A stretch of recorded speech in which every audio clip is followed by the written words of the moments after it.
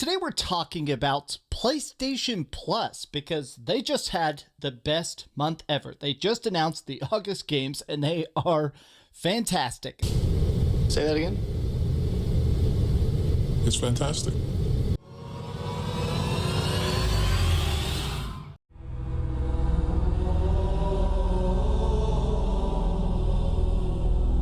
If you have PlayStation Plus, they allow you to play a chunk of a game.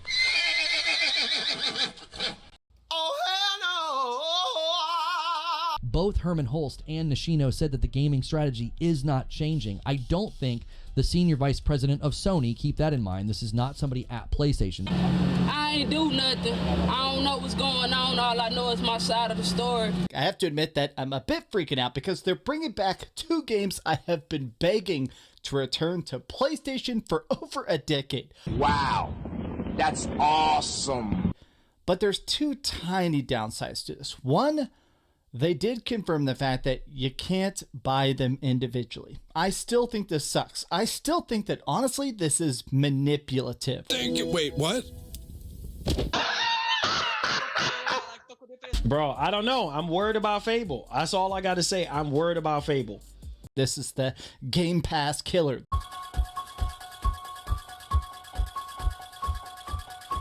They said, let it burn. Let it burn.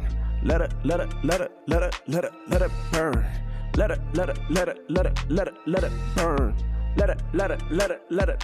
it burn.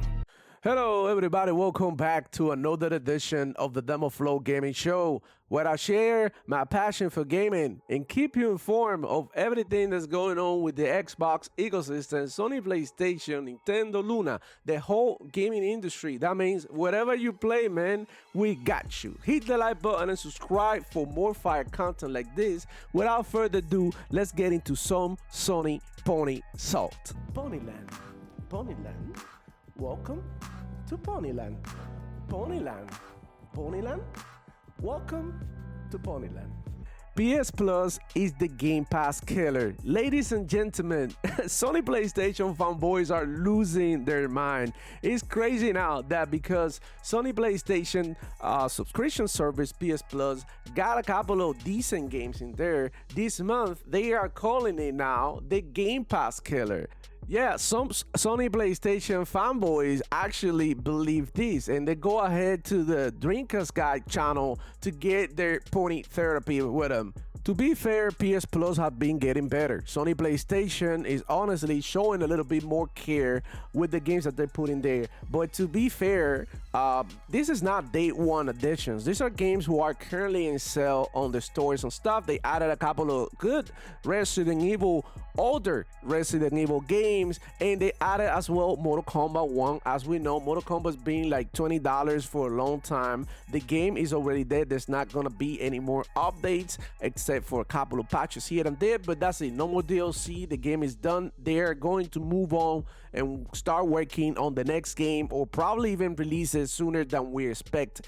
That's not the point though. The point is that they put in there Spider-Man, which is the first party game that was released a long time ago. We're talking about maybe even 7 years ago, and now is that they get it on PS Plus.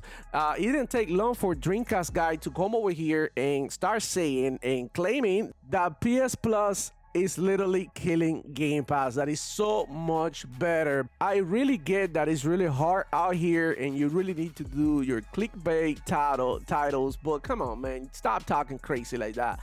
In order for PS Plus to compete in any way with what Game Pass have to offer is by releasing the Sony PlayStation first party games day one on the service, as they should, because in reality that's just the way that the industry is shifting. Now you can argue that Nintendo is not going to do this, but on Nintendo there's some cheap bastards, and in my opinion one of the most anti-consumer out of all the companies involved in gaming, even more than EA. Yeah, I mean, we can start got at $80 games, not being able to, play your older games in your newer system. Games don't usually go on sale. They increase the price of the consoles. They increase the price of the Nintendo Switch 1. It's just madness over there at Nintendo. However, Nintendo have this crazy fan base that continues to support them no matter what. And that's fine. People like what they like, but we gotta keep it real over here, right? Nintendo is some shady corporation.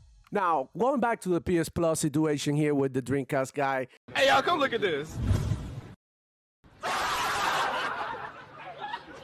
PS Plus is a good service as it is, right? Because at the end of the day, you get to play a bunch of games for a monthly fee. In this case, a yearly fee. It might work for you, it may not work for you. Now, the one thing that PS Plus is missing is day one releases, whether it be a first-party game or a third-party, deal that the Sony PlayStation loves, these third-party deals. So you might as well, put them on PS Plus. That way, these ponies stay off of the street and stay off of the internet and go back to playing video games the way that we're supposed to. Now, these games that they added, they're really good. I'm not saying that these games are bad. In fact, I've really enjoyed Mortal Kombat 1. A lot of you guys didn't really care for it. The Resident Evil games are amazing, but come on, those are old games. They're not even remastered with newer versions or nothing. This is just old games. I know you Sony PlayStation fanboys want to compare, but when you put it into perspective, Game Pass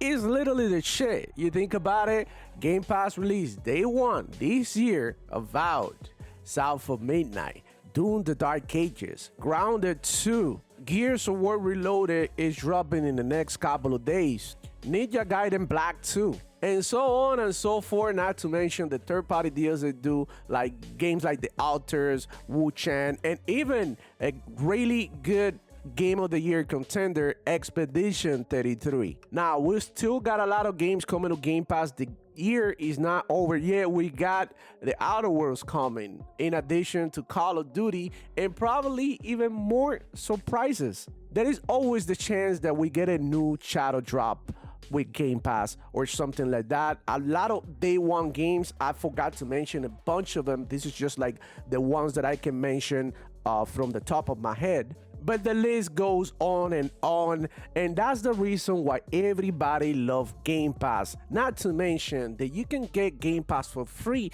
if you're really about to grind these Microsoft rewards points.